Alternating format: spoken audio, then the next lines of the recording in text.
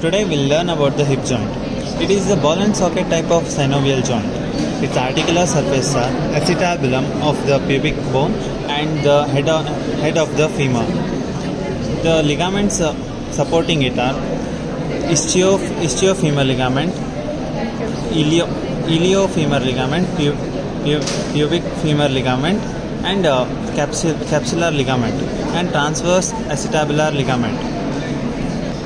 Stability of the joint is by depth of the acetabulum and three main ligaments, that is from ischium, ilium and pubis, and the surrounding muscles.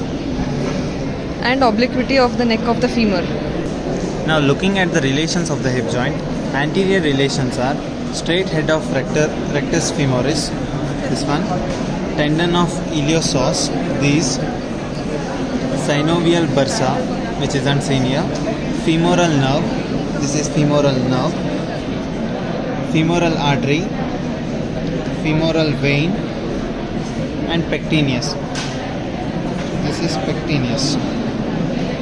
Now superior relations. Now looking at the superior relations, first one, this is gluteus maximus, gluteus medius, gluteus minimus, and reflected head of rectus femoris, which is this one. It goes like this and comes superiorly to this joint.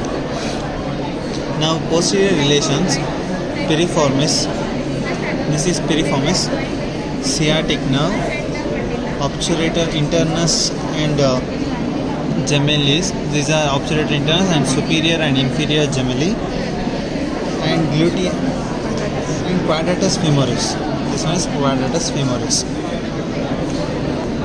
Inferiorly it is related to obturator externus.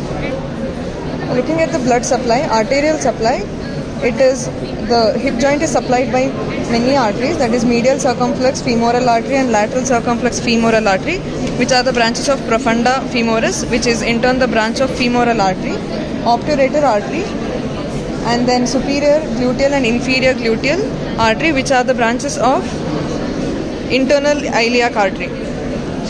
Innervations for the hip joint.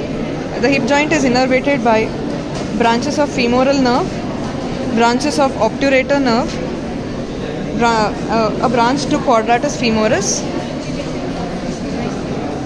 and then branches of sciatic nerve. This joint also provides wide range of movements similar to the ball and socket joint of upper limb.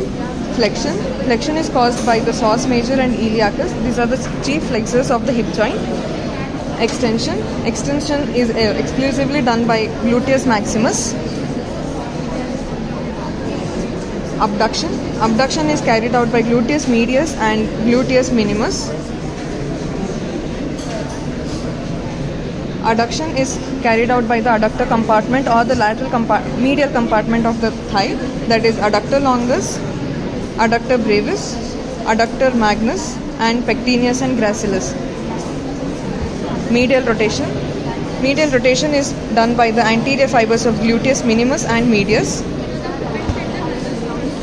And lateral rotation is carried out by small muscles, which are piriformis, obturator externus, obturator internus, and gemelli and quadratus femoris.